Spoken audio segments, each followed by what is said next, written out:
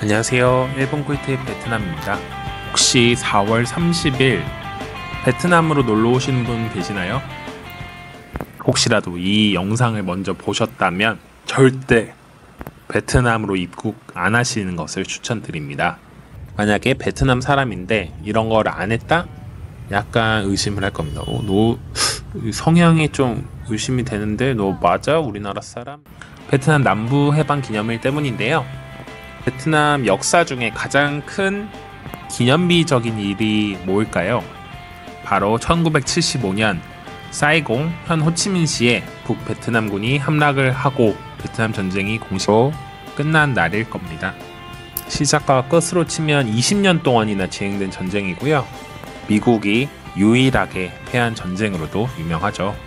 그래서 베트남 사람들한테는 이 남부 해방을 한 날이 굉장히 기념비적인 일입니다. 한국으로 치면 우리가 북한을 이겨가지고 통일을 하고 50년이 지난 거겠네요.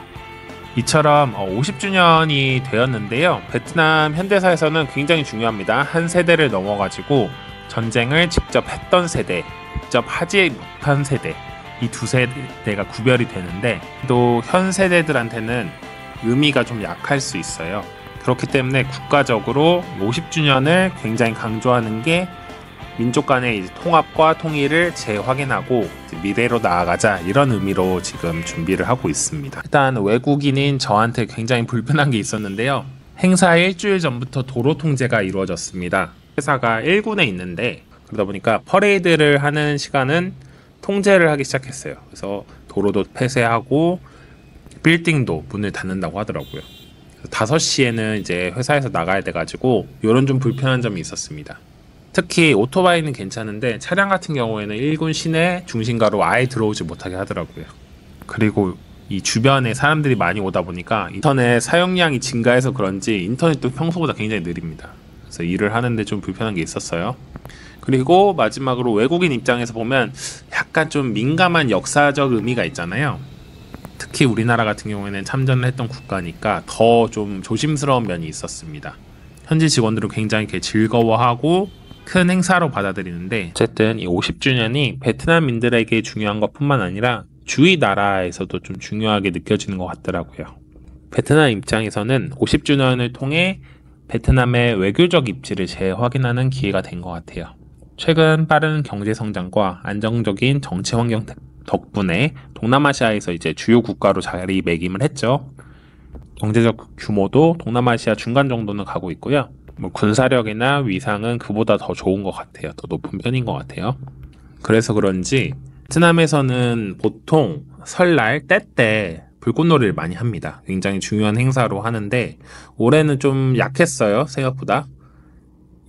그 이유가 바로 50주년 통일절 기념을 해서 하는 불꽃놀이 때문이었던 것 같아요. 굉장히 크게 하더라고요. 어느 정도였냐면 저희 아파트에서 불꽃이 보이고 소리가 들릴 정도로 굉장히 크게 하고 있었습니다. 뉴스 기사를 찾아보니까 30곳에서 했었고 이게 역대 최대 규모였다고 합니다.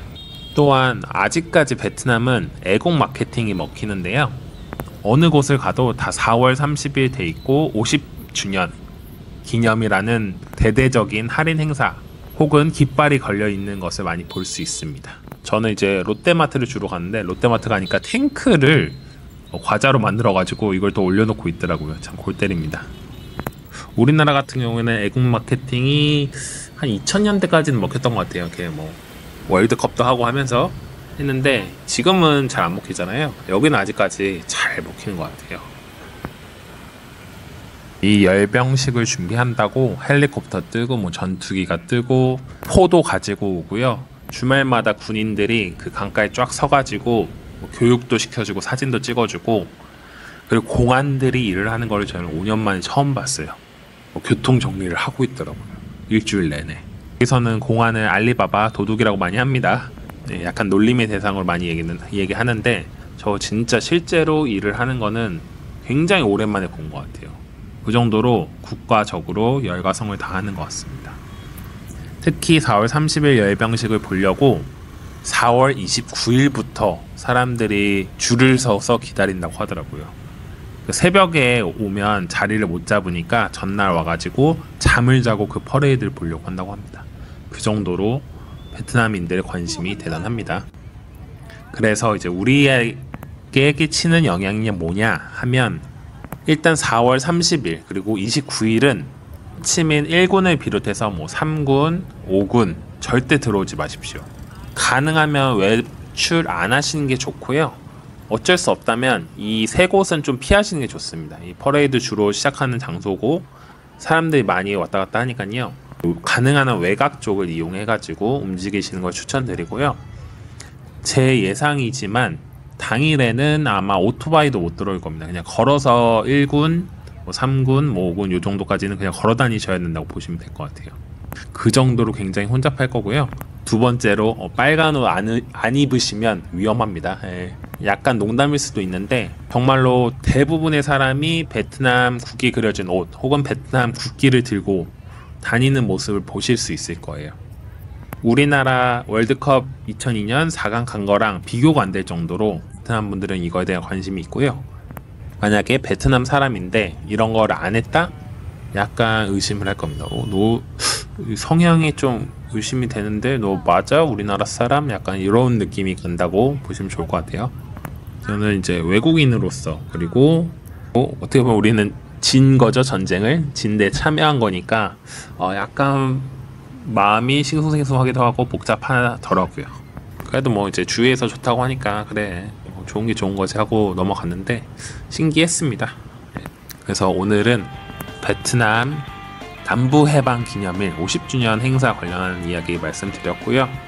이런 행사 관심 있으시다면 당일날 한번 참석해 보시는 것도 추천을 드리는데 굉장히 혼잡할 거라는 거 다시 한번 말씀드리겠습니다. 오늘도 구독과 좋아요, 알림 설정 감사드리고요. 멤버십 해주시는 모든 분들께 다시 한번 감사 인사드립니다. 일본 꿀팁 베트남이었습니다. 감사합니다.